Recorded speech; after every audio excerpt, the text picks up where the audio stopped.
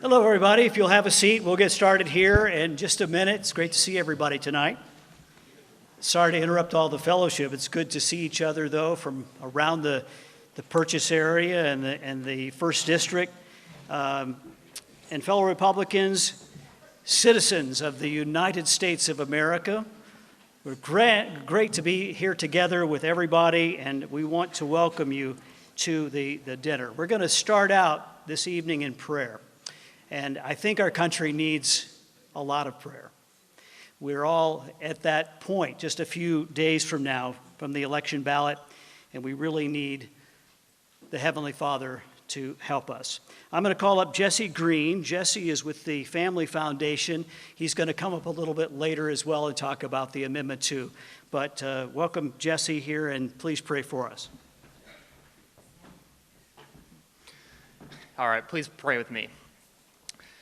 Dear Lord, thank you for this time we have to come together in fellowship and in service of our country, to learn more about the candidates who are running for office, to learn more about everything that's going to be on our ballot, and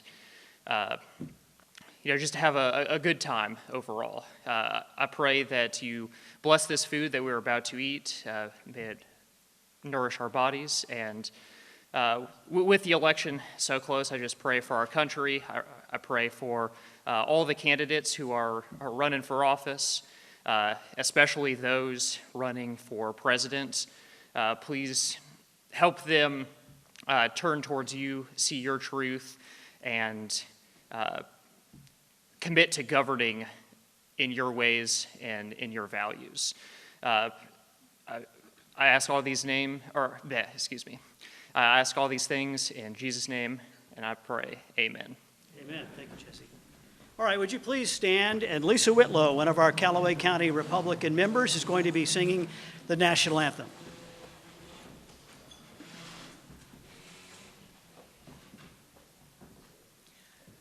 Oh, say, can you see by the dawn's early light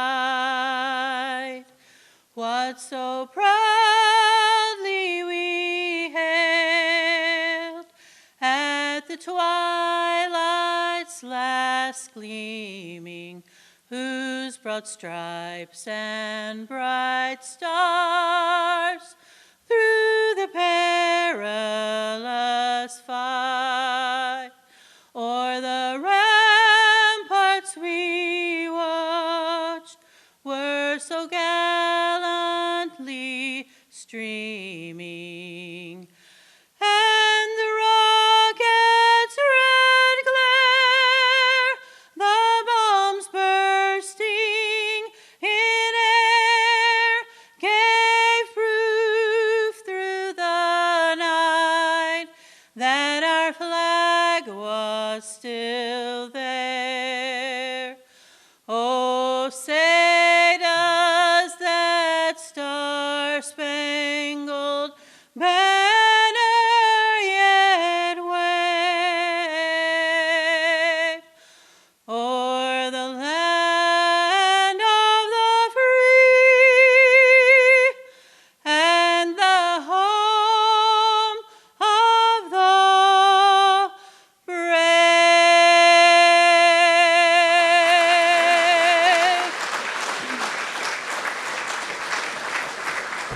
If you'll remain standing, we'll do our pledge tonight. This is retired Army CW5 George James as he leads us in the Pledge of Allegiance.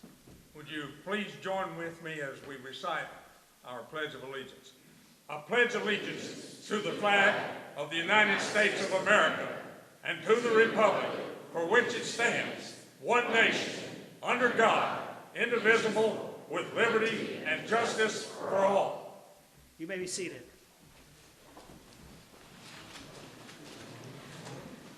Again, thank you for being here tonight for this special event and honoring two of the greatest presidents of our history, President Lincoln and President Reagan, that inspire us today.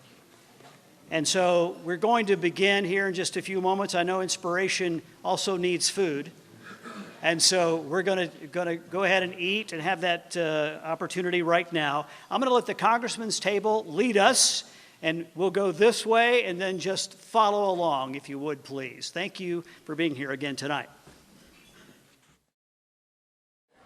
I'm going to interrupt our dinner just a minute. And traditionally, at Lincoln Day dinners, we have input from our U.S. senators. No different here tonight. I'm going to introduce here Vicki Travis, who is going to say greetings from Leader McConnell in Washington. Vicki?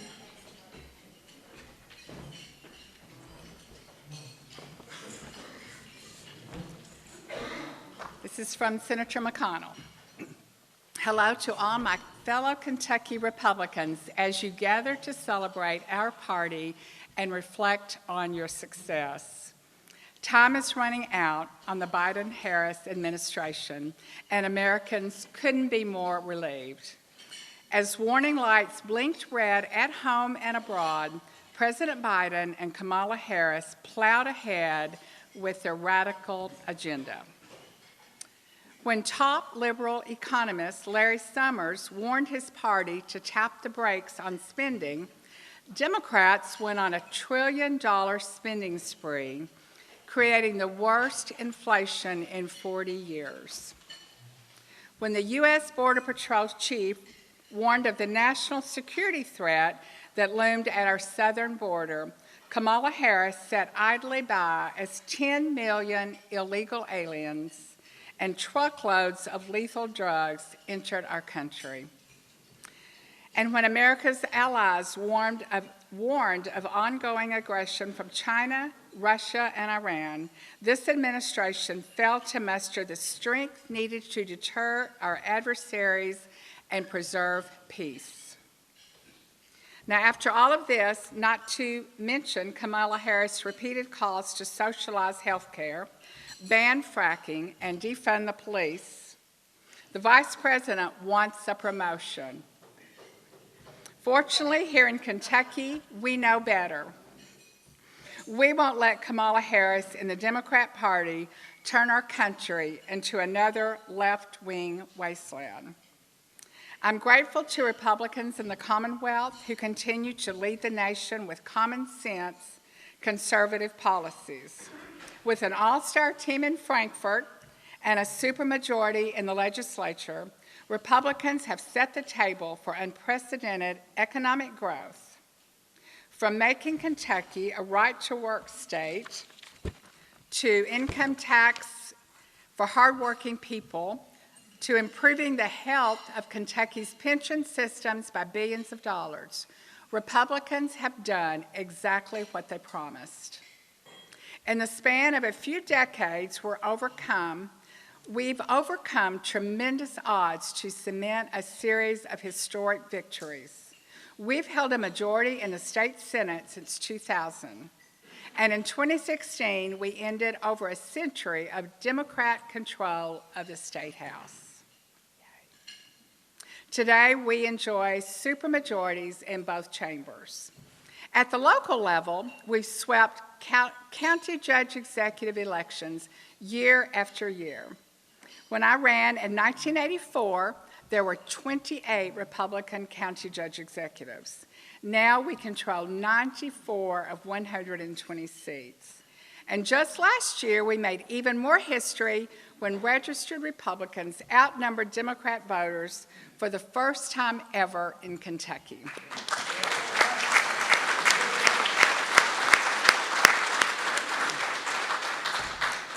This has been a team effort. Your hard work has helped us gain ground across the state and hold on to seats we fought hard to win. In the years ahead, I know we'll continue to draw on your strength and dedication as we work to earn the trust of even more Kentuckians. Thank you for all you do for the party and the Commonwealth. God bless. Sincerely, Republican Leader Mitch McConnell.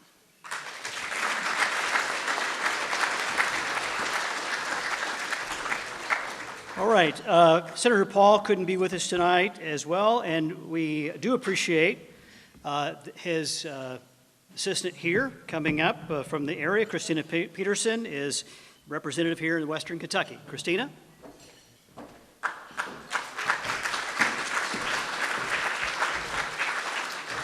Good evening, everyone. I feel like I'm in a room full of friends, and I am. Senator Paul sends his regrets that he couldn't be here tonight, but thank you for the invitation, and he knows what a fabulous event this always is. Just wanted to chat for just a moment. You know, we have done a lot in the past 14, 15 years in Kentucky. The exponential growth of the Republican Party has been nothing less of phenomenal, really. County chairs, district chairs, RPK, elected leaders, all coming together to make sure that we are growing the party how we need to. And one thing that I wanted to point out is that we have an awful lot of young people in the audience tonight.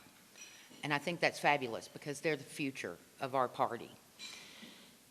You know, Senator Paul, back several years ago in a speech at the Galt House in Louisville, said, and I've got it down here so I don't misquote my boss, says, "The message of liberty is for all Americans, Americans from all walks of life. The message of liberty, opportunity, and justice is for all Americans, whether you wear a suit, a uniform, or overalls, whether you're white or black, rich or poor." Now, I'd like to take that just a step further. When I was a music major here on campus, back, you know, before the wheel and electricity, it was a whole different thing then. You know, we were all big hair, black studded denim, spandex. That was the order of the day. That was the fashion of the young people. Now young people have tattoos, piercings, multicolored hair, brightly colored hair.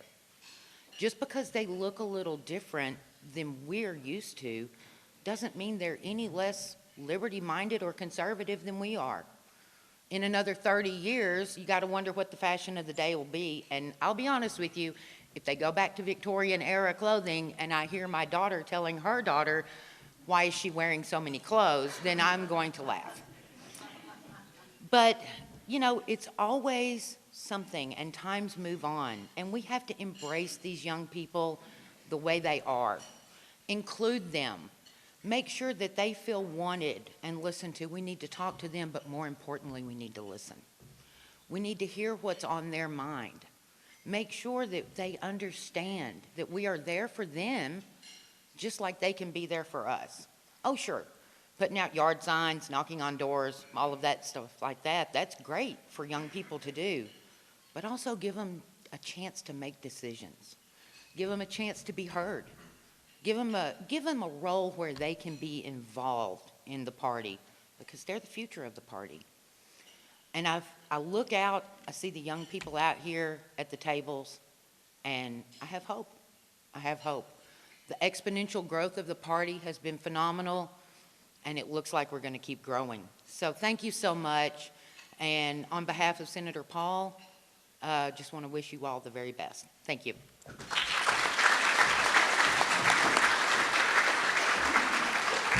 We're going to take about 5 minutes or so to let you finish your cake and your cheesecake and whatever else, and then we'll get started with our program this evening with Congressman Coleman. Again, it's great to have everyone out tonight. I think they told me that maybe the microphone in the back, they can't hear as well, so we're going to try to turn up just a little bit. And one thing before we get the congressman up here, we've mentioned a couple of times, I think, tonight about our young Republicans that are here. We have the Calloway and Murray young Republicans, high school Republicans. They're right here at this center table.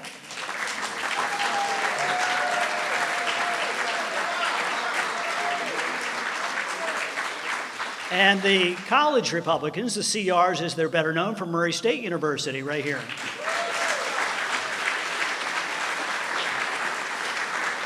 And you're going to be hearing from them in just a little while, so we got a little special surprise. Well, next up is our congressman. We're going to have Congressman James Comer come up here. I don't have a long introduction for him because I think Everyone here knows the congressman. We see him on TV all the time. Congressman James Comer.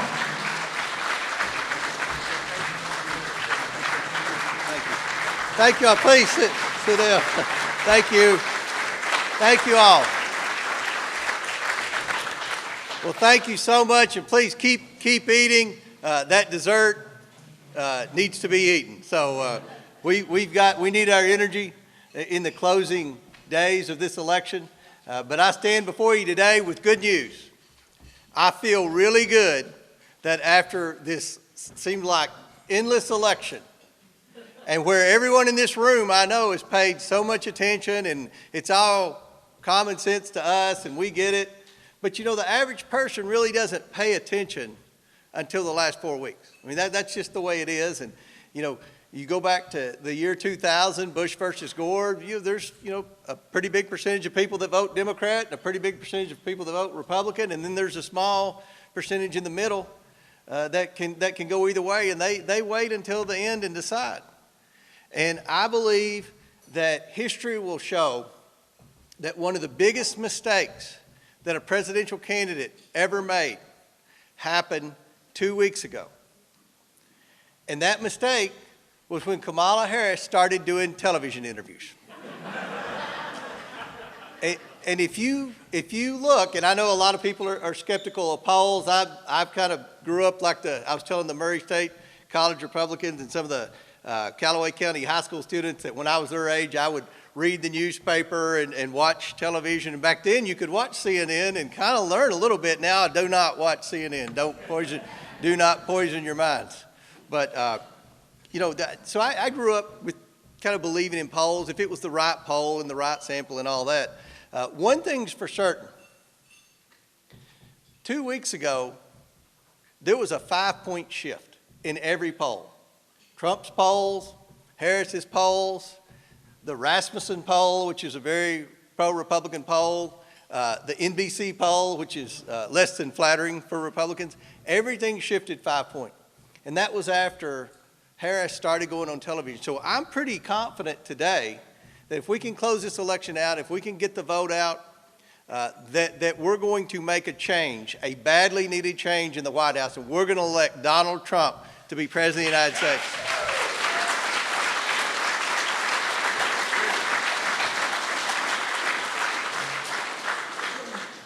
I want to thank publicly the constitutional officers that are here, our great treasurer, Mark Metcalf, and Russell Coleman, our great attorney general. You're going to hear from them momentarily. I've been doing a lot of these over the last few weeks, and they're at every one of them.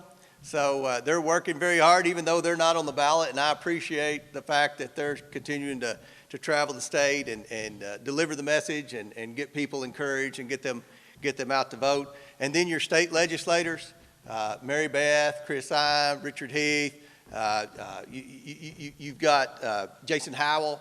You've got such a great legislative team that represent the Calloway County area, and I just really appreciate their leadership, as well as all the local elected officials that are here today, and the people representing Murray State, which I will say this publicly. I say it all the time. Bob Jackson likes when I say this because I'm a graduate from Western Kentucky University. Murray State University is the best university in the state of Kentucky. So that's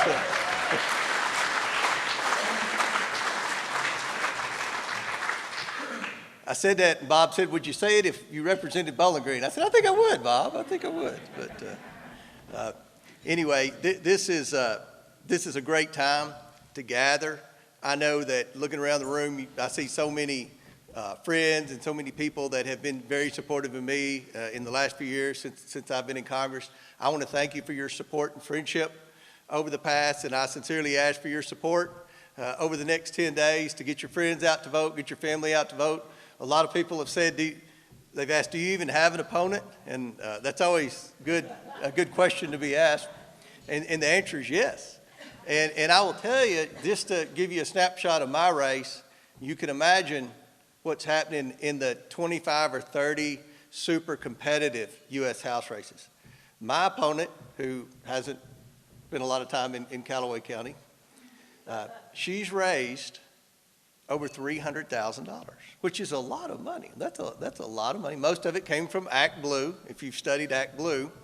And it's just the most amazing thing that all these candidates for U.S. House on the Democrat side are getting, just thousands and thousands, and some of them tens and thousands of anonymous donors donating $25 and $50. So that's something that, as chairman of the House Oversight Committee, we've requested bank records. I've launched an investigation into Act Blue, because when you make an online donation, you don't have to disclose anything about the donor as long as it's under $200. So you can have all the $199 donations, all the $175 donations, and somehow, these accumulate into millions and millions, and in these big races, tens of millions of dollars. So we've just got some questions about that. And the reason that I have questions about it is I've had what's called a dark money group that many of you have seen. They've harassed me around in the district. They have opposition research people. They bought billboards. It's called the Congressional Integrity Project. And I was wondering, who funds this? Where's all this money come from? Because they were spending a lot of money against 2 members of Congress.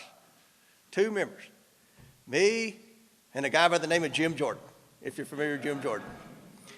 And just so happened we were leading the main investigations into political corruption. Political corruption at the hands of this White House, political corruption at the hands of some what I call career deep state bureaucrats that have been in office a long time, not elected office, but in an appointed position, a position of trust, a position that's supposed to be a check and balance. We found cover-ups, we found weaponization, we found a lot of problems there. So this group just starts harassing us, and in addition to the billboards and the opposition research and the protesters and things like that, if you went to the Kentucky Derby, most people have been to the Kentucky Derby. If you haven't, it's a pretty huge crowd. I mean, it's over 250,000 people counting the infield, and they rented a plane and flew a plane with a banner around all day, and it said, "Investigate Comer." And my friends, they were amused by that, and they were taking selfies every time the plane would come around. They would do that and take a selfie with the people. I said, "Is that you? Is that you?" But being a farm kid, you grow up and you ask questions like, "How much does that cost?" And I was like, "That's got to be expensive.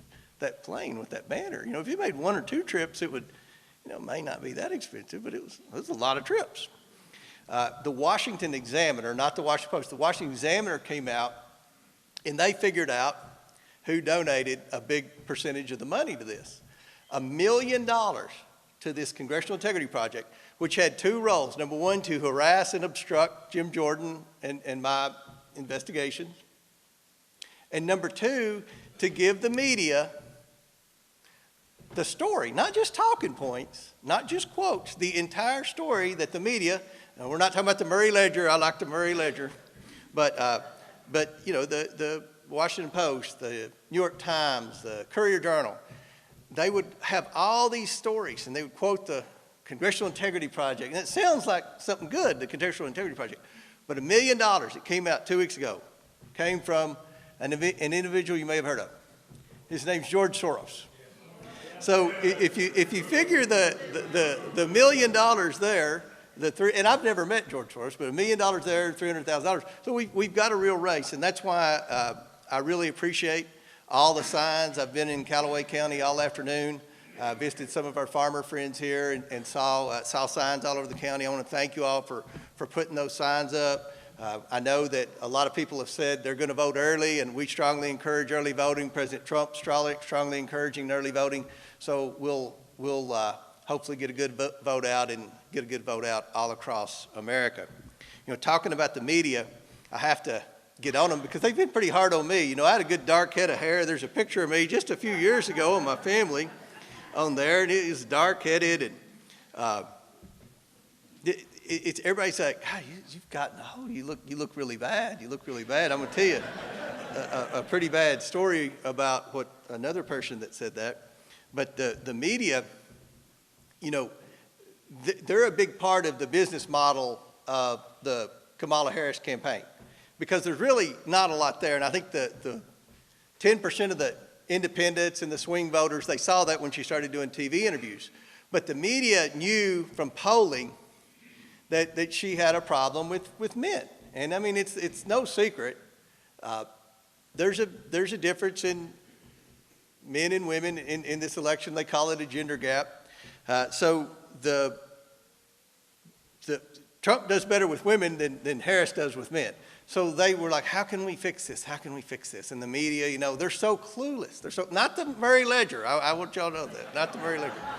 The big papers in the network, not Fox, but the other two big network cable stations. And they're like, we got to find someone that appeals to men to balance a ticket out. And they're so clueless. They thought that Tim Walz, because he wore a camouflage hat, would appeal to men.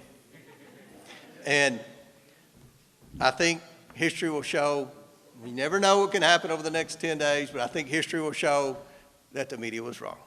So I'll say that. But the talking about the age, the hair turning white, if you watch Fox News, I know a lot of people in here do, before you go on Fox, they put a little picture in the corner of the guest coming up next.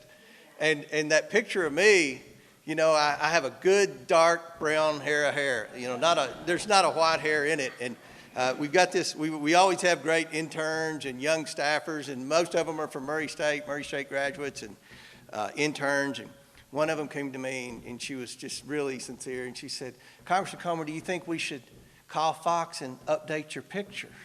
And I said, why would we do that? She said, well, you know, that's an old picture. And I said, well, I like the old picture better. So we're going to keep the old picture. So if you watch Fox this week, and I happen to be on, and there's a little thing that says up next, James Comer, it's good dark hair, and I like that. We're going to stick with that. But I have to tell this story, then I'll conclude. But when you go on Fox, if you go in the studio and do an interview, it's an experience. And I've been blessed. I've spent a lot of time on Fox the last couple of years, and I've been on Hannity's show. I was on there for 58 straight weeks there for a while when the investigation was going on. And now I've been going on Ingram and Jessie Waters' show a lot more. And everybody's really nice. And I'm always on Maria Bartiromo's show. She's great. We text a lot. We're very close. Laura Ingram, she's intense. Okay, she's an intense person. She's the way she is on air in real life. And the way it works when she films her show in Washington, D.C., so when I do it, it's in person a lot. The Hannity shows usually are not taped, they're live, but they're in a cubicle or what's called a pod, and they do it, or in a camera there in the rotunda of the Capitol. But Ingram, someone left, and when that person leaves, they go to commercial or they go to B-roll, and the camera goes off the empty chair. So when that person leaves, the next person who's on deck goes and sits down. You've already got your mic on, and they just come in and plug it into the plug-in there. The producer will say 30 seconds, and then they'll go down 10 seconds, 9. They'll get to 5, 4, 3, and then they'll go like that, and you're live. So the guest will look at one camera, and Ingram's right here. We could like hold hands, and she's looking at a camera in a crisscross. And she was just really looking at me, and I wasn't paying attention because the producer said 5 seconds. And she looked at me and she said, wow, I never realized how much you look like Newt Gingrich. Now, Newt Gingrich is pretty old. I mean, he's like a lot older than I am. And I looked it up, and he had been on her show the night before. So I feel like she was sincere, and it wasn't very flattering. And when the camera was on me, I was just like a deer in the headlight.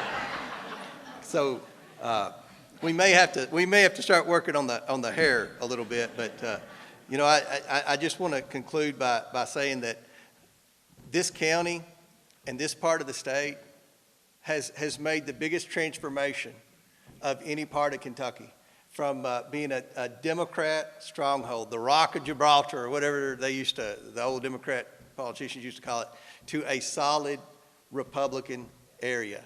And that's because a lot of people in this room. And I want to thank you for what you've done over the years. You stuck with a lot of conservative candidates. You helped elect the McConnells and the Rand Pauls and people like me, and I just want you to know how much I appreciate it. And I will say this, if there's ever anything we can do, that my office can do for anyone in this room, don't hesitate to ever reach out. But thank you for being here, and let's go out and let's win this election. Thank you all.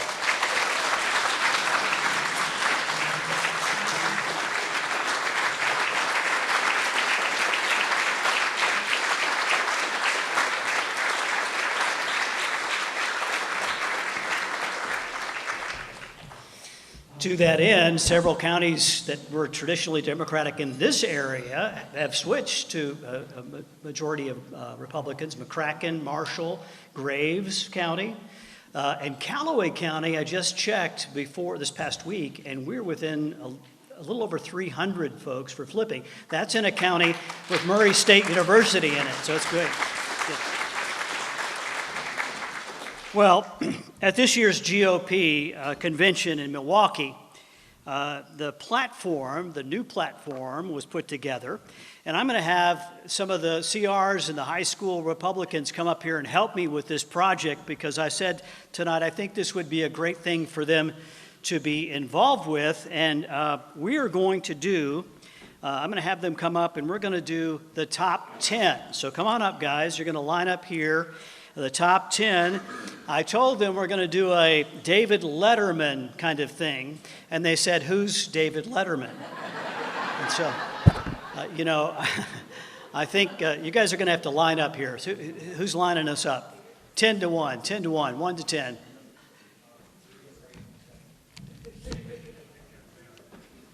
All right, so number 10 is down here, and I've asked them to tell who they are, where they're from, and that sort of thing. So we're going to start down here.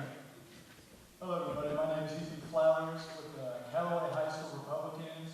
And for Platform 10, we got Stop Migrant Crime Epidemic, Demolish the Foreign Drug Cartels, Crush Gang Violence, and Lock Up Violent Offenders.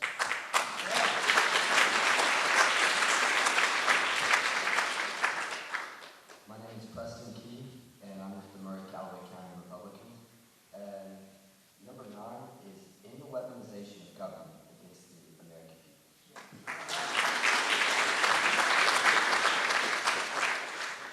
I'm Imes. I'm from the Murray-Calloway County Republicans, and Platform 8 is Prevent World War III, Restore Peace in Europe and in the Middle East, and build a great Iron Dome missile defense shield over our entire country, all made in America.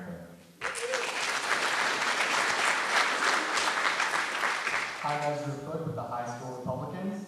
Platform 7 is Defend our Constitution, our Bill of Rights, and our fundamental freedoms, including freedom of speech, freedom of religion, and the right to keep and bear arms.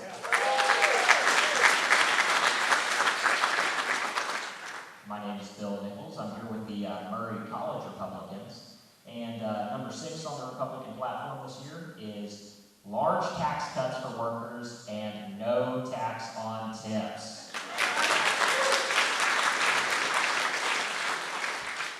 My name is Kyle Wadley with the Murray State College Republicans, and platform number 5 is Stop Outsourcing and Turn the United States into a manufacturing superpower.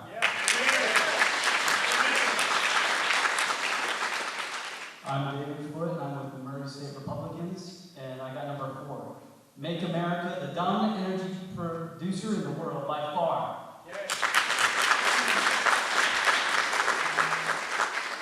My name is Zachary Smith, and I'm with the Murray State College Republicans, and I'm number 3. End inflation and make America affordable again.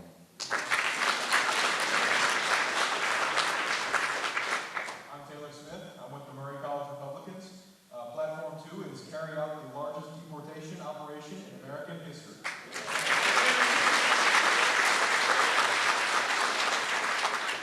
I'm Lucas Raymond with the College Republicans, and number 1, we're going to seal the border and stop the migrant invasion. Let's hear it. Let's hear it again for our young Republicans.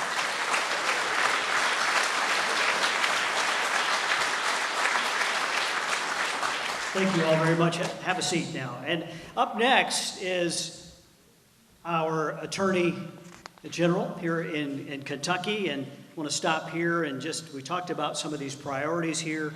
Among those priorities is the fight to eradicate illicit drugs in Kentucky that affects many of our families. The cartels that have created this incessant number of drugs coming into our country. Over 750,000 Kentucky voters have placed their trust in our Attorney General. We want you to welcome Kentucky's 52nd Attorney General, Russell Coleman.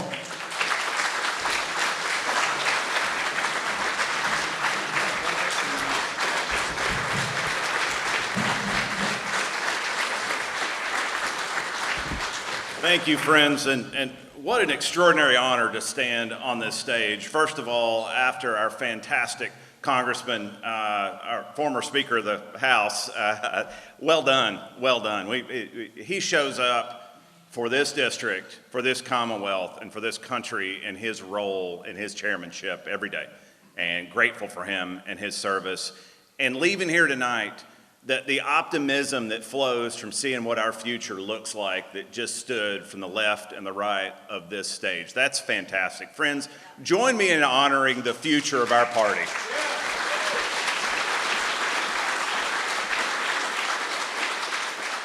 And Greg, thank you for the kind words, and I'm grateful for the opportunity to be here again at this, your dinner. And it's particularly important to see you healthy. It's an honor to see you healthy and back in the fight again leading here in the Commonwealth. And so let's give you a hand as well.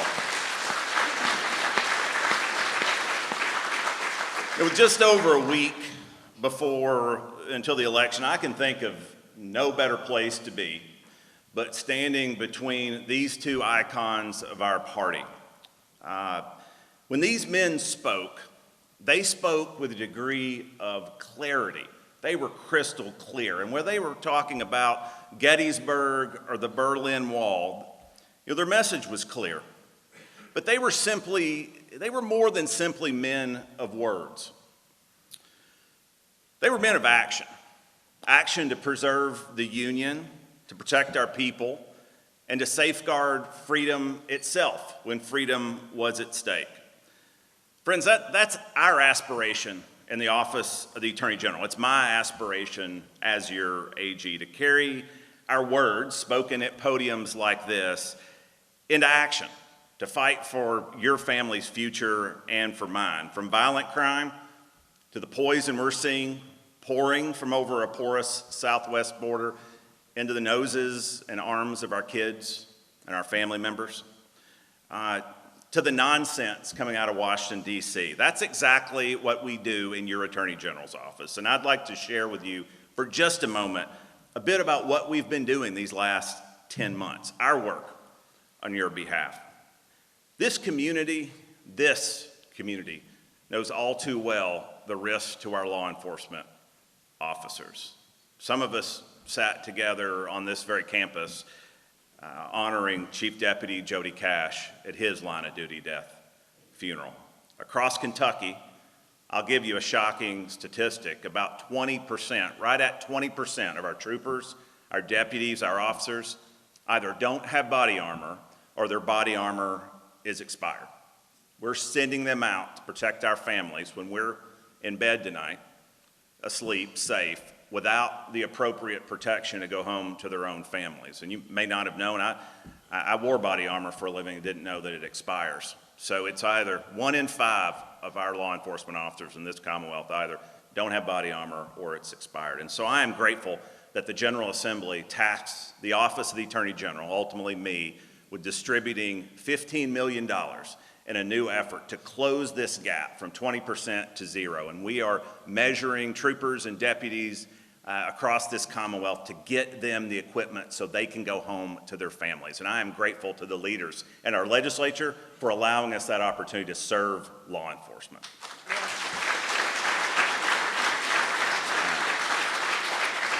Last month, we announced $3.6 million. It's a big number, $3.6 million to do, for the first time, a statewide drug prevention effort.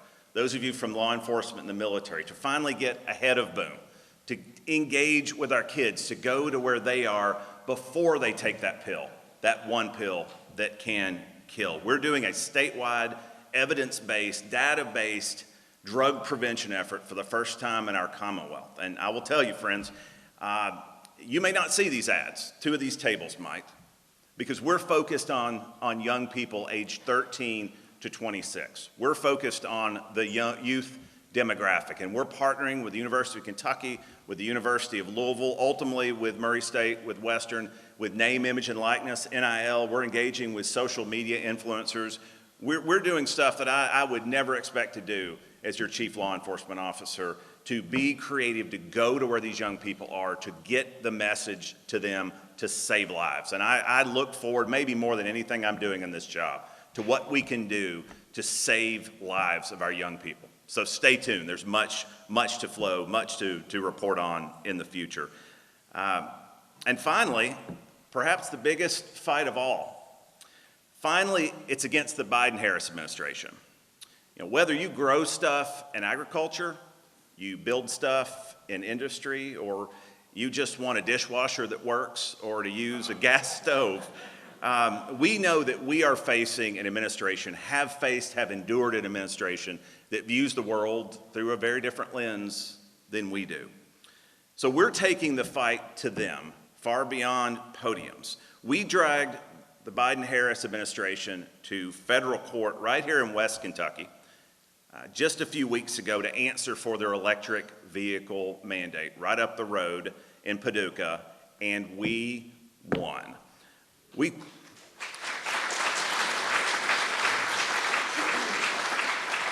We took them all the way to the Supreme Court of the United States, along with 6 other attorneys general, conservative attorneys general from across the country, our partners, Virginia and West Virginia and Tennessee, to the U.S. District Court, starting in Eastern Kentucky, going all the way up to the Supreme Court of the United States to protect Title IX, to protect our girls, to protect girls' sports, to protect the fact that gender means gender, not gender identity, and we won.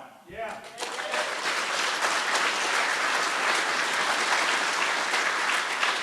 We're going to continue to keep swinging away, but litigation is a delaying tactic. We know that elections have consequences because we've lived these last few years. To truly stop this agenda, we have to show up in just a few days. We have to show up on Election Day. We must return my former boss, Donald Trump, to the White House. We must return this good man to Congress. We must send supermajorities back to our General Assembly, and we must take our country back. We need the courage of these good men. We need to model the courage of these founders of our party, Lincoln and Reagan, to save our country. Thank you. Thank you for the privilege of serving as your Attorney General. As long as I serve in this role, we'll keep aspiring to live up to the greatness, live up to the model that they provide us, to protect your families and to keep this country and this Commonwealth free. Thank you.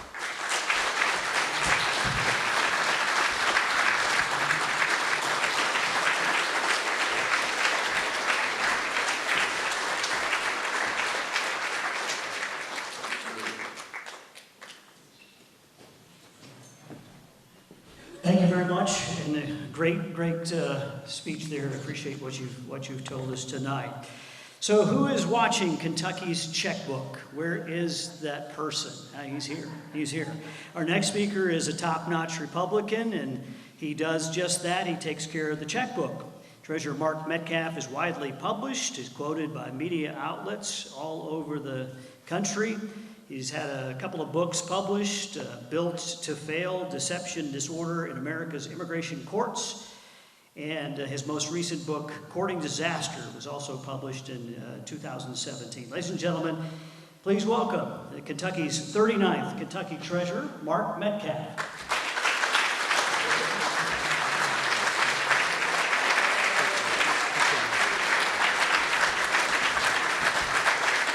Thank you. Thank you. It is an honor to be here tonight.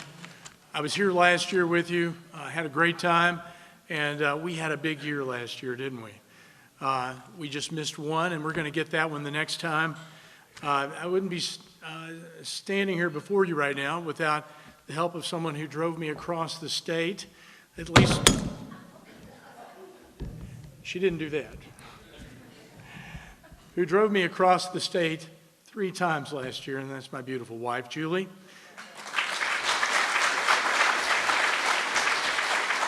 And I say drove me across the state 3 times. There are 3 different trips where we came west. She and I came west. There were other times, but 670 miles in one day. We start off in central Kentucky. We end up in Marshall County for their big event in the spring. And this is before Fancy Farm. And so we end up, of course, back home. She looks at the odometer and she says, we could have been in Florida by now. So, which was a hint. And I tried to address that just a little bit later.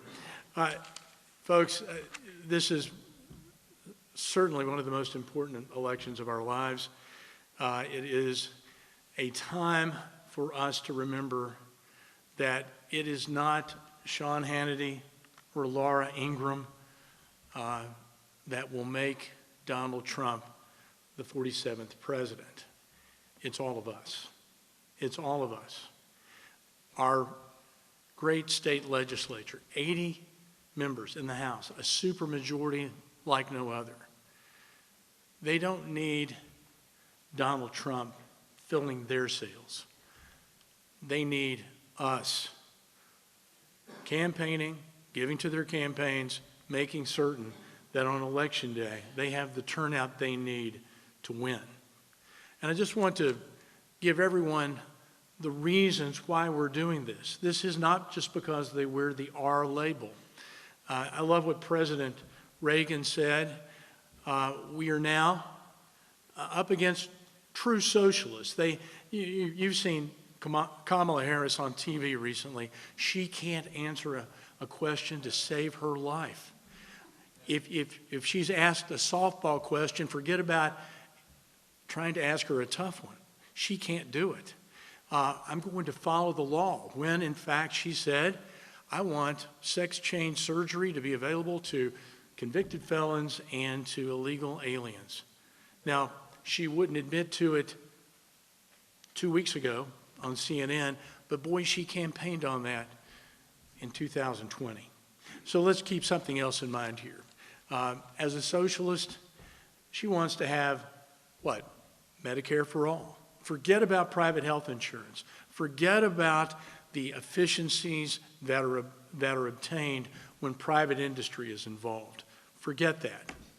And then this other, and I love this one because it really distills the Democrat Party and their nominee to what they really are. They want to legalize marijuana, recreational use of marijuana. Now that means that our kids under federal law that can, when they reach 18 or 21, whatever federal law should say, if it passed, that they can start using marijuana. Now as soon as you make it legal, you can believe that it will be used generally.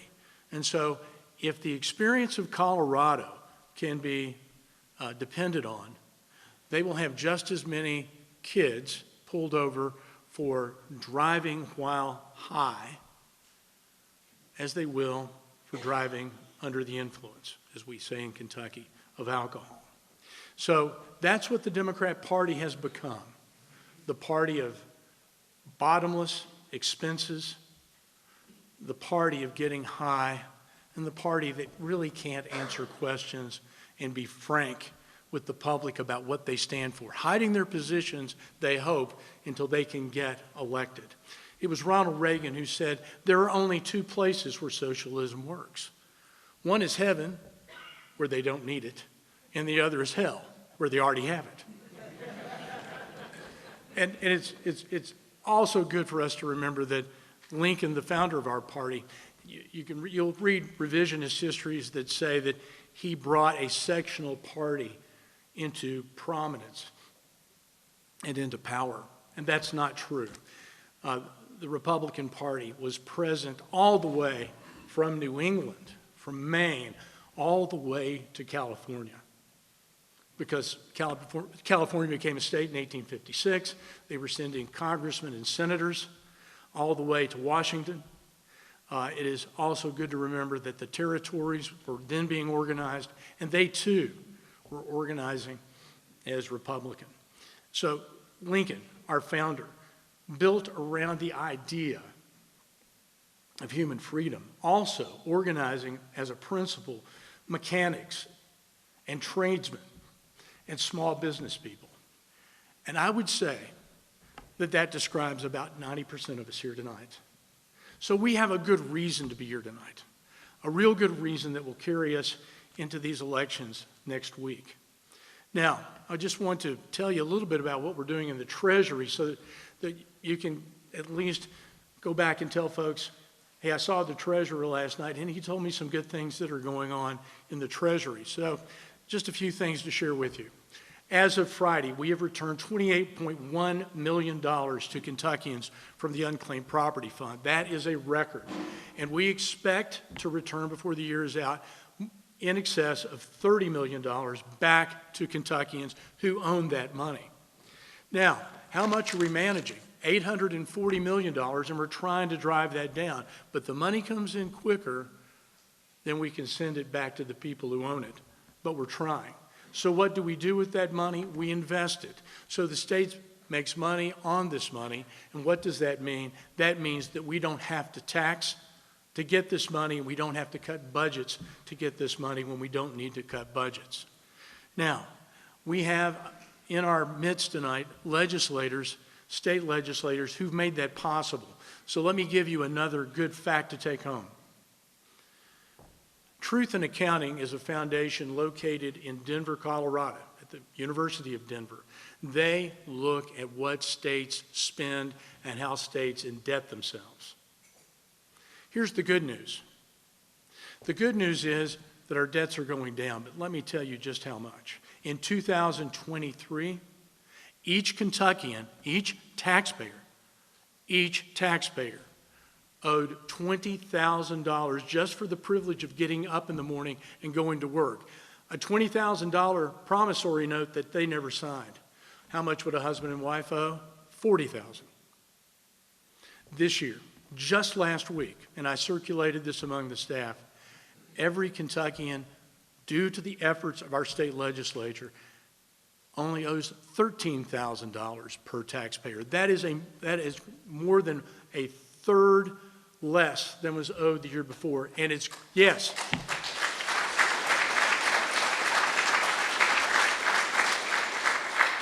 So the members of the legislature have done what they promised to do, which is lower the cost of doing business in Kentucky by lowering taxes, lowering on income, making it a transactional state like the ones around us, and also driving down debt. And how have we been doing that? Well, by cutting expenses.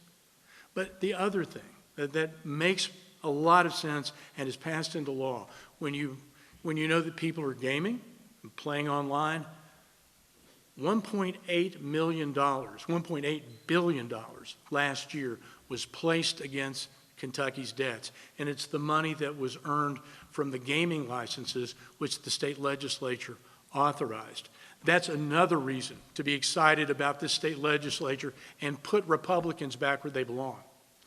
Now, I also want to just share a few facts with you about where we stand on opposing ESG. Does everybody here know what ESG is? Everybody? Environmental, social, and governance. Just this week, I met with the proprietors of the East Kentucky Power Co-op in Mason County, Maysville. They burn coal. They burn coal in a big way. They provide 1.5 million Kentuckians with heat, power, and light. And their plant is one of the cleanest in America. But Joe Biden and Kamala Harris want to put them out of business. I had told them that as long as I was treasurer, we would support the use of coal, and we would not give in to this effort on the behalf of on the part of the left to kill fossil fuels. Kentucky produces a lot of natural gas. We will stand firmly behind natural gas. We know that the technologies are moving ahead that will make coal not only affordable, but one of the cleanest fuels available on the planet. I'm going to give you an example of what I'm talking about, how important coal is and natural gas. When I was running for office, I met with coal miners here in Western Kentucky. They said, Mr. Metcalf, stand with us. I said, I would. Why? In particular, are you asking me now? And they said, well, you're running for office, but we want you to know how important this is.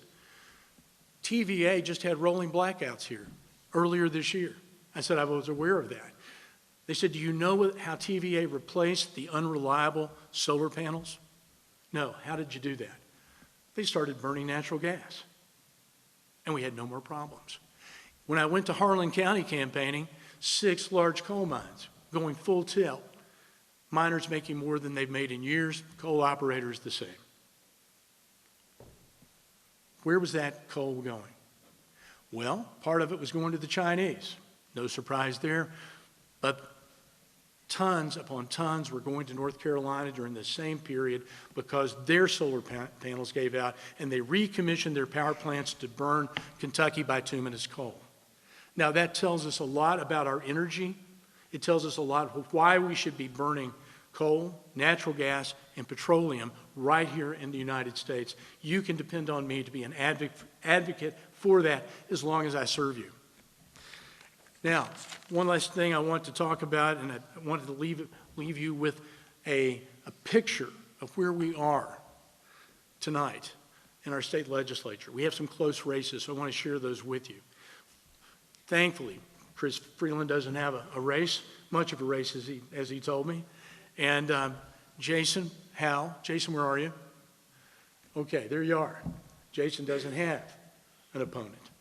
And that's because he's been a great senator, and you don't have one that you're worried about because you've been a great state representative. It's like my dad told me, especially in Jason's situation, when I first ran for office, he said, let me give you some advice you didn't ask for. Return all your phone calls, never refuse a meeting, and treat others like you want to be treated.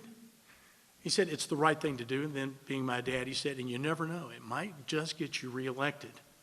But the other thing about Jason, he also told me there's only 2 ways to run for office. One is scared and the other is unopposed.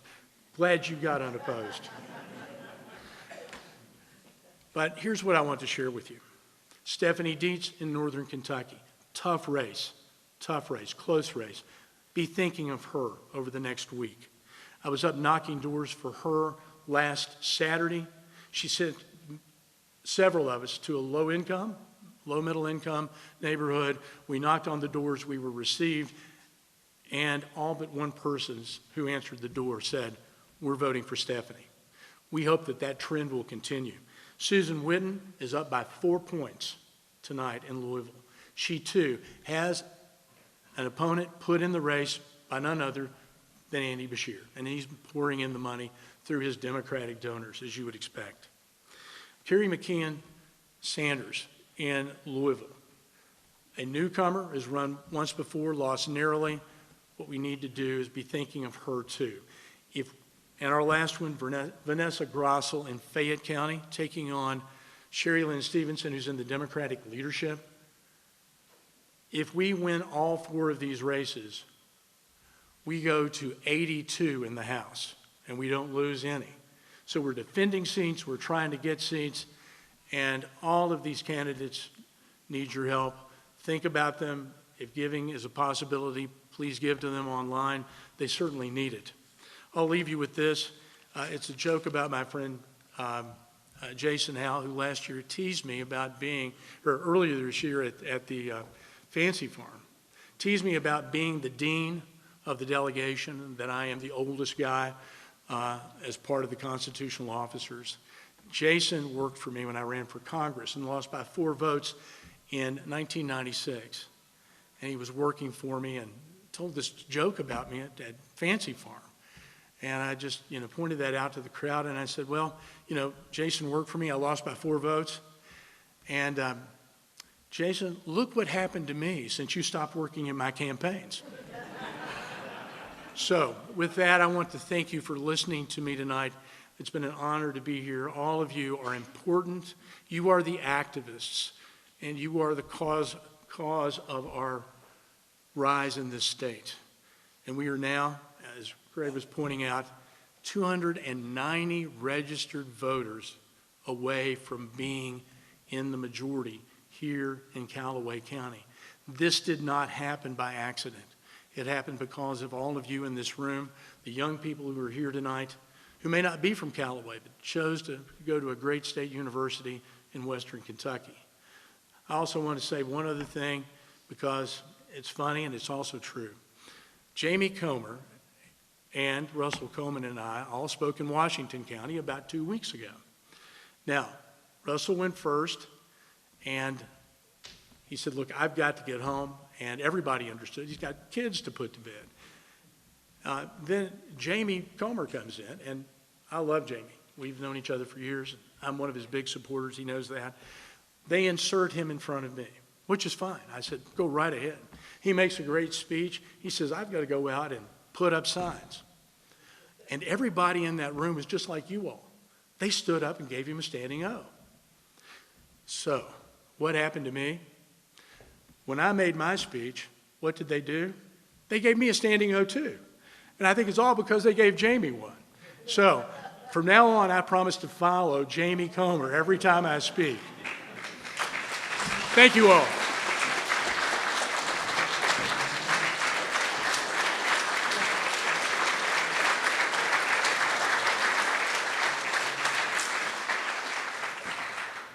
All right, I think maybe he took my notes, but that's okay. That's okay. Hey, listen, I can do this. Mary Beth Imes is represented here in the 5th District, and I'm going to have her come forward here, and she's going to update us on her campaign.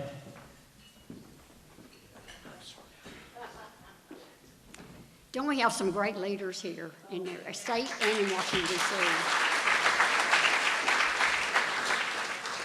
And Congressman Comer, we are so thankful that we have the watchdog and the boldness that you have in Washington for us. We appreciate that. Kenny said the other day, he said, when the election's over, what are we going to watch? I said, Jamie. He'll be on TV somewhere, so. First of all, I want to thank my husband, Kenny, my family for being here tonight, and all of you friends for being here. I couldn't be here where I am tonight without you. And I want to thank the veterans. If you're a veteran, will you please stand?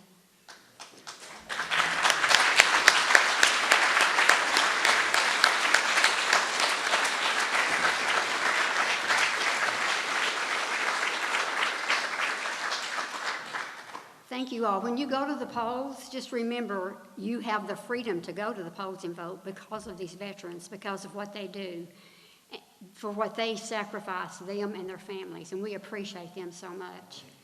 I am running again for state representative of the 5th District. I think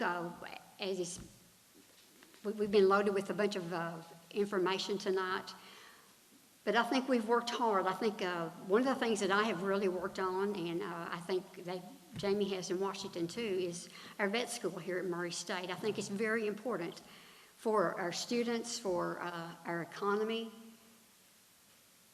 and the time is right. I think the time is right now to do that. So I want to go back. I want to fight for you all. I want to do what I can do to represent you. And it has been an honor the last 4 years to represent you. I want you to know I have an open door policy. You can call me. You can email me anytime, and I'll be glad to answer you or find an answer. Jennifer's not here right now. Yes, she is right there. We'll try to find one. It might not be what you want to hear, but we will try to find something. And I am so excited to see these young people here. We've been hearing and complaining about that a lot of times at our Republican meetings.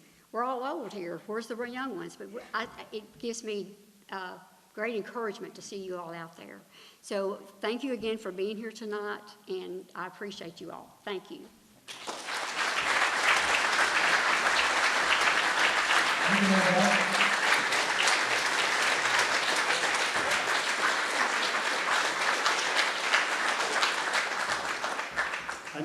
standing ovation. Okay, all right.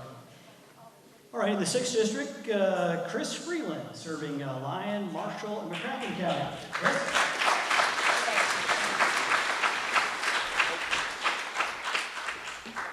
I guess I need 2 mics, but I stole Greg's mic. I'll just set it right up here.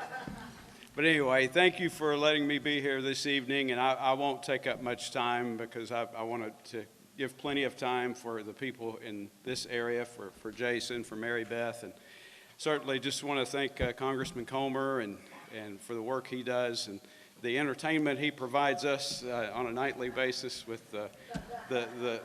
what he puts the Democrats through. I appreciate, so keep that up.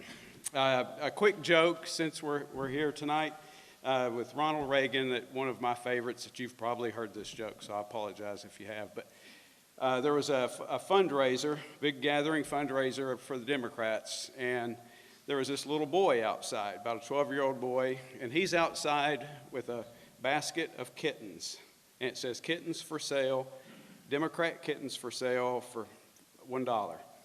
And the event ends, the boy goes home, and this reporter notices the kid there. Well, a few weeks later, about 3 weeks later, they have at the same event place, they have another fundraiser, but it's for Republicans. And this same kid is out there with this basket of kittens, same kittens. It says Republican kittens for sale for $1. And so this reporter who noticed the kid at the last fundraiser goes out and talks to the kid. He said, "Kid, I noticed you've got these kittens that you're saying are Republican kittens. Last few weeks ago, they were Democrat kittens." He said, "What's changed?" He goes, "Well, now their eyes are open." So that I think you're seeing that in this country, especially these last few weeks. You're seeing people's eyes open, and to common sense and to the things that we stand for. And I know you've seen that in Kentucky. I mean, I've only been in this office since 2018, and I was the first Republican in Marshall County, the first for the 6th District to win. And now that seems hard to believe, that a Republican hasn't had this seat forever. So I think, the work we've got to do, the work that we are doing, the work that's been done, is all on the ground level. It's for the people here tonight and so many others that are really doing the hard work of making it possible for us to serve. But anyway, please support Mary Beth. And one quick funny story on her is, not on her, but we were eating dinner one night, Mary Beth and I and Randy Bridges. And Mary Beth is reading her text, and she's texting. She seems like she's put out. And we were like, "What's wrong, Mary Beth?" She said, "I'm trying to order a pizza for Kenny." But anyway, make sure you support Mary Beth. She does a wonderful job, and Kenny does a great job too. He's a wonderful man. But anyway, thank you so much, and have a great night.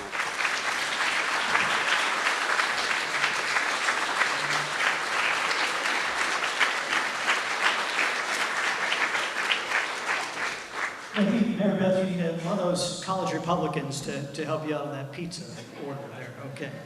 All right. Richard Heath is here tonight. Richard, come on up. Richard, we hadn't heard from Richard. He may have been traveling some, and he came tonight and he wanted to say a few words, and I appreciate him coming up and doing that. Thank you. Appreciate that. Thank you. It's good to be with you here tonight. When I ran for office in 2012, I was considered the underdog because I was running as a Republican in Graves County, which had always been considered a Democratic stronghold.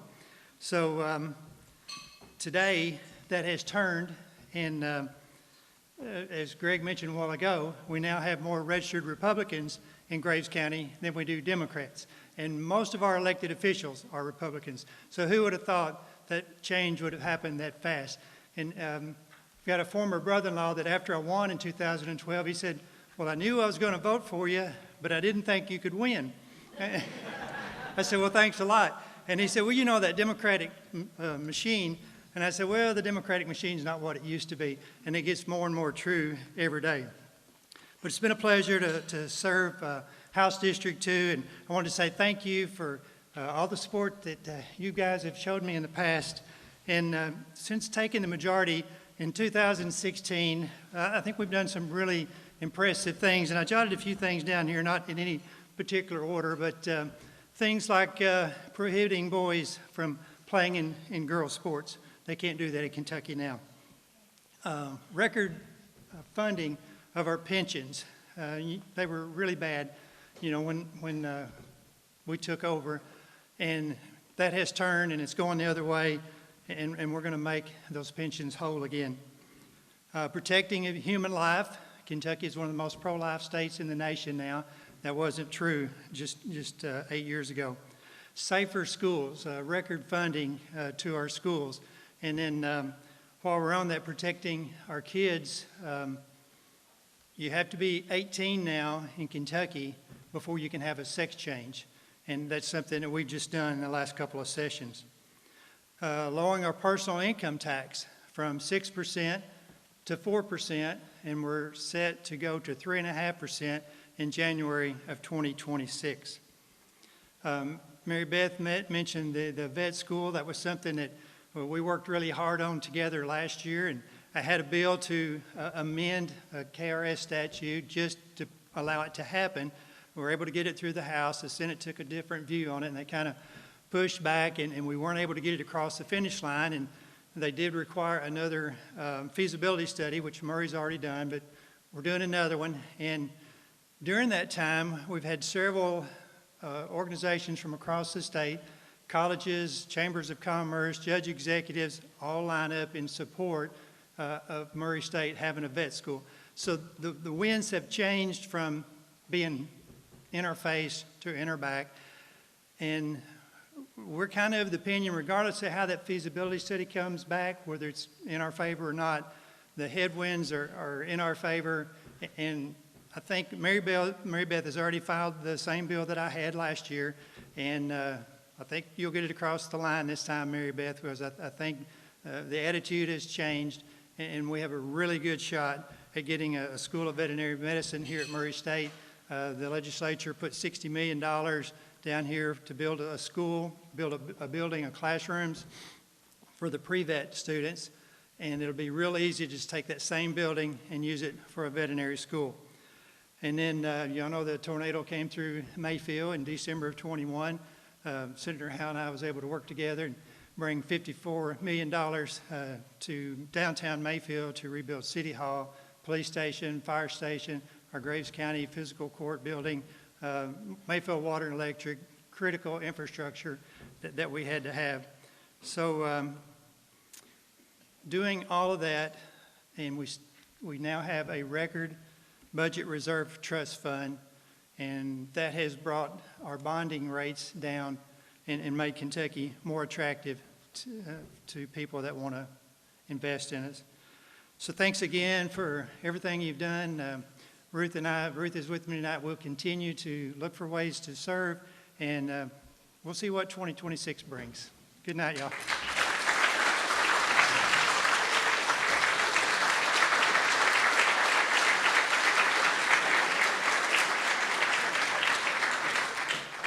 Representing the counties of Calloway, Crittenden, Fulton, Graves, Hickman, Lyon, and Trigg counties in the 1st District, the senatorial district, it's Jason Howell. Jason, come on up.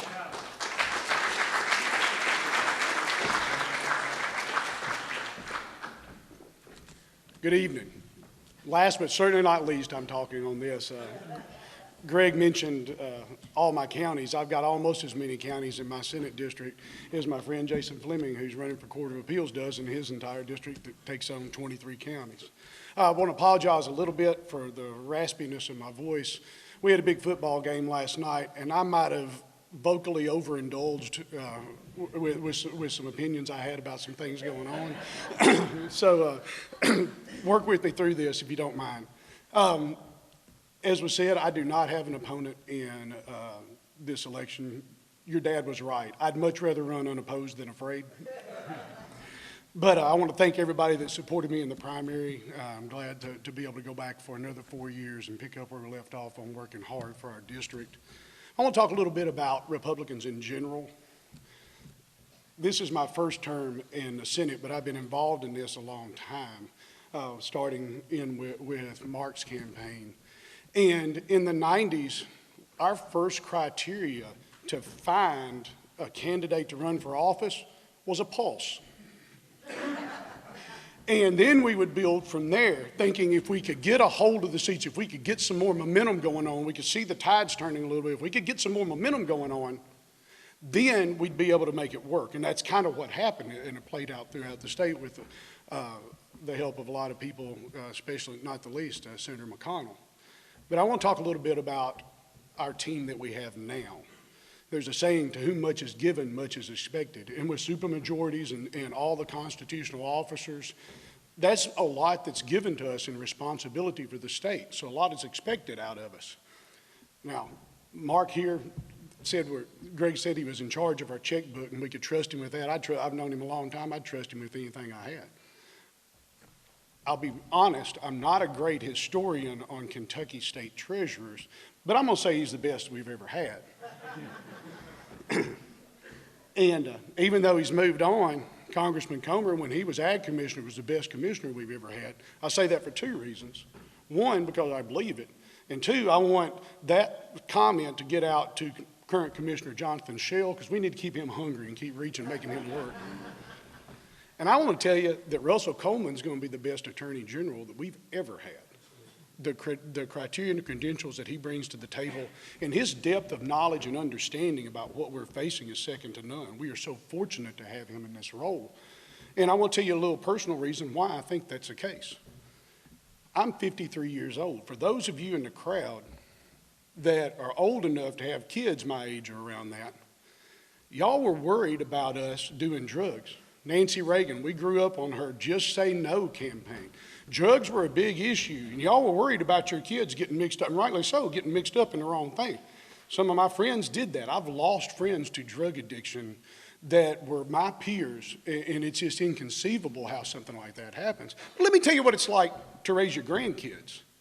I've got 2 kids in college and 1 in high school, and I'm worried about them doing drugs and doing drugs that are laced with fentanyl or something that can make them drop dead in the moment. And that's where we are right now. And Russell Coleman gets this. He understands how deep this is and how difficult this is and how big of a hill we have to climb to face what these cartels are pumping into this. That's why it's important to elect Donald Trump. He gets this. I don't know what else he's going to do when he gets to be president, but we're not going to have this crap coming in from the South that we've got now. Can't tell you, never met the man, won't pretend to speak for him, but I bet my last dollar on that. That's something that we've got to stop, and Russell Coleman understands that. A lot of people understand it. Congressman, you deal with it every day. We're going to elect Jamie Comer and send him back to Congress because I'm going to tell you, not because he looks like Newt Gingrich, but because he's the best congressman we've ever had, not just for the interest of the 1st Congressional District, but for the country, for the things that he does for us in pushing the agendas and fighting back on some of this stuff. I do want to pick apart something he said, though, with your permission. When he was talking about, somebody asked him if he even had an opponent. Yeah, he's going to kill her because he's that good. But that comment, we make that a lot, and it can be a trap. It could be an election that came out of nowhere that ended up 4 votes short. And we have Mary Beth Imes, we have Chris Freeland, we have Randy Bridges over in Paducah, we have floor leader Rudy. Wouldn't be the first time that we've lost a floor leader in an election in the Republican Party. We got to make sure that we don't fall asleep on those races and make sure we do what we need to do to send these people back for us too. Like the Congressman said, that comes down to everybody in this room. Thank you so much for all the hard work you do for all of us in elected office and otherwise. We cannot do it without you. We can't do it without your phone calls. We can't do it without you knocking doors. We can't do it without your money. We can't do it without all of your support. And we can't tap the brakes or take the foot off the gas pedal on some of this stuff. I do want to talk about a couple of things.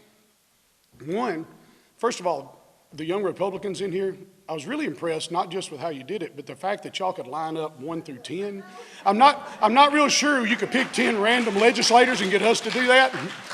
we would be fighting over seniority, and you're number 6, but you're really 2 in seniority, and we might never get lined up. But Jesse's going to come up after me and talk about Constitutional Amendment 2, but I want to talk just briefly about Constitutional Amendment 1. That amendment is on the ballot. I filed the bill to put that amendment on the ballot. And that bill, contrary to what you hear from some trial lawyers from Paducah and ACLU, is not something that's already there. This bill would prevent illegal immigrants from voting in local elections. Our school board elections are the next great battleground for elections in our nation. A lot of cities have already done this, and they have a constitution similar to ours. And this bill would close a little loophole. In 1891, nobody ever thought about this. It was the height of immigration from Europe. Everyone was coming to the New World to make their mark and become a citizen of the United States. That was their ring. That was their goal. No one ever thought about hedging in language that said you had to actually be a citizen to vote in an election. Nobody ever thought about this stuff. So we're closing that loophole, and I would encourage you to very strongly to support that. So we got an election in a week or so. I know what Kentucky's going to do. I think I know what the rest of the nation's going to do, but I can't predict that. But what I can do is predict something else. Greg talked earlier with the young Republicans about Letterman's top 10. I want to go back just a little bit further that to Johnny Carson. Now, you got to work with me a little bit. You got to imagine that I have a turban on. Y'all remember that Karnak the Magnificent? So I want to play the game a little bit backwards here and go, tomorrow's Murray Ledger headline about the Lincoln Day dinner is Jamie Comer loves the Murray Ledger. Thank y'all, appreciate it.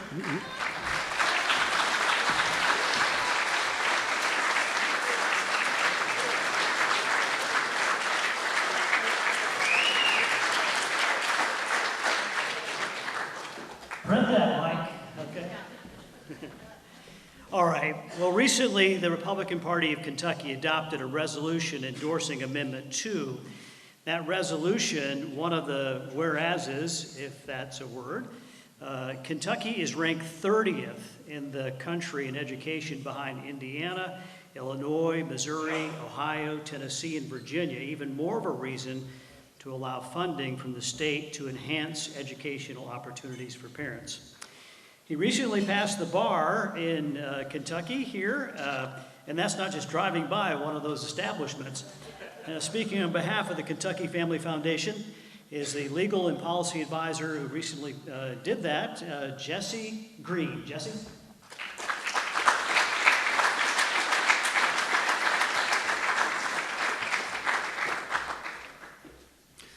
Well, first of all, I want to thank you all for letting me speak. I know it's not super common for a non-politician, non-candidate to be able to speak at these kinds of things, and so I greatly appreciate the opportunity. My name is Jessie Green. I'm the legal and policy advisor for the Family Foundation, and for those of you all who might not be familiar with the work we do, we are the leading Christian public policy organization in Kentucky. So we do lobbying in the General Assembly, we do voter education, things like these, talks like these to groups around Kentucky. And really our main goal is to ensure that our public policy and our institutions reflect the strong Christian values that made our country so great and made Kentucky so great for all these years. I know the Attorney General had to step out. I do want to just highlight the strong work he has done protecting our strong pro-family laws.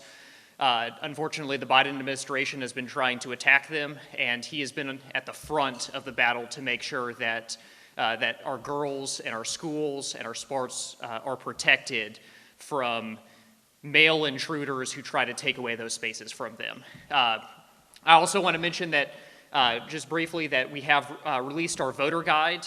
It's, if you go to votekentucky.us, you can get all the information. It has most of the candidates on your ballot, has Amendment 2, and a special shout out to the congressman. He received the very rare verified conservative rating on our scorecard, thanks to his strong efforts fighting back against the Biden administration. So now, Amendment 2. First off, I always like to start with why do we need a constitutional amendment on school choice in this topic? And the short answer is the General Assembly has passed a couple bills on school choice. They passed House Bill 563, which is a private tax scholarship program. And they also, a couple of years ago, they passed a charter school bill. And the teachers' unions quickly went to the courts, challenged those bills, and unfortunately the courts struck down both of those bills. The charter school bill is at the Kentucky Supreme Court, but we're expecting a loss there based on their previous decision. And so that leaves us with two options. We could either not do anything, or we could pass a constitutional amendment that clearly gives the General Assembly the explicit authority to pass school choice policies. So why is the Family Foundation supporting school choice and Amendment 2? Well, the reason we are so strongly supportive of Amendment 2 and school choice generally is because we believe that parents are the best people to decide the future of their children's upbringing, whether that be through things like education, whether that be making sure that they can't get sex change surgeries, thanks to the General Assembly's efforts. And when it comes to education, specifically, right now, a lot of parents in Kentucky do not have options. They don't have options because they can't afford the extra cost of a private education or a homeschool education or a co-op education. And that leaves them with their hands tied, where they are stuck with one option, which might not be the best option for their kid. Right now in Kentucky, unfortunately, if you look at the Kentucky Department of Education scorecard, 2 out of every 3 students, high school students in Kentucky, are not proficient in math. Less than half of high school students are proficient in reading and writing, which means when these kids are going out into the real world, they're not being set up for success when they're trying to compete for jobs. They're not being set up for success when they're trying to compete for scholarships at universities, at trade schools. And as a result, our students are being left behind with these lack of options. Every single state that surrounds Kentucky has some sort of school choice policy. That goes from deep red Tennessee to deep blue Illinois. So if we don't get Amendment 2, what's going to happen is we are going to continue to be left behind all the surrounding states who have options. Their children have the opportunity to seek the best education possible. Now, unfortunately, there has been some misinformation about Amendment 2, and I want to very quickly touch on those points that are brought up by opponents. Number one, they argue that this Amendment 2 is going to defund public schools. That couldn't be further from the truth. The reality is the constitutional requirement for the General Assembly to adequately fund public schools is still going to be in the Constitution if Amendment 2 passes. They're still going to have the obligation to provide adequate funding for our public schools, because the reality is public schools work great for a lot of families, and that's awesome. And for those families that appreciate what the public school is offering, we want to make sure that those families still have those opportunities. But for the families that have a kid who's dealing with discipline issues and needs a little bit more attention, or for the family that has a kid with special needs that needs special attention to ensure that his educational needs are met, or for the bright student who wants to be challenged a little bit. Right now, families have kids in those situations, and they don't have options. And as a result, those kids are not reaching their full educational potential. What Amendment 2 is not about setting a specific policy. The General Assembly will do that if Amendment 2 passes. It doesn't set any specific school choice policy, not vouchers, not a tax credit program, not education savings account. None of that is set by Amendment 2. All Amendment 2 represents is a principle that parents know what is best for their children's education, and the General Assembly should have the power to set policies that reflects that principle, and the General Assembly should be empowered to establish programs that allow every single Kentucky child to have the best education possible. And so in closing, I just want to mention a few of the people, elected officials, who have been very strong on supporting school choice and Amendment 2 in Kentucky. We have some of them here in the General Assembly who strongly supported school choice efforts before, voted on House Bill 2, which went to Amendment 2. But at the federal level, Senator Paul has been a very strong advocate for Amendment 2, and we are very thankful for his support on this effort. And additionally, and arguably most important for the success of this campaign, I do want to mention that President Trump is a very strong supporter of school choice. He made sure that the Republican platform had a very strong school choice plank in it that endorses universal school choice. And Amendment 2 would allow Kentucky to adopt policies supported by President Trump. So I hope that you all will join me, these great members of the General Assembly, Senator Paul, and President Trump in supporting school choice in Kentucky by voting yes on Constitutional Amendment number 2 in November. Election Day is November 5th. Early voting starts Halloween.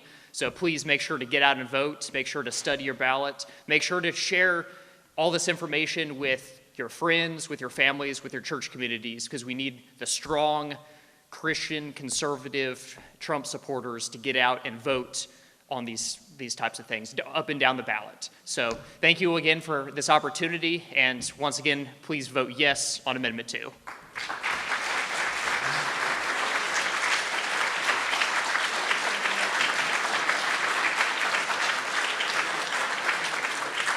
Everybody gets a standing ovation, right? That's great.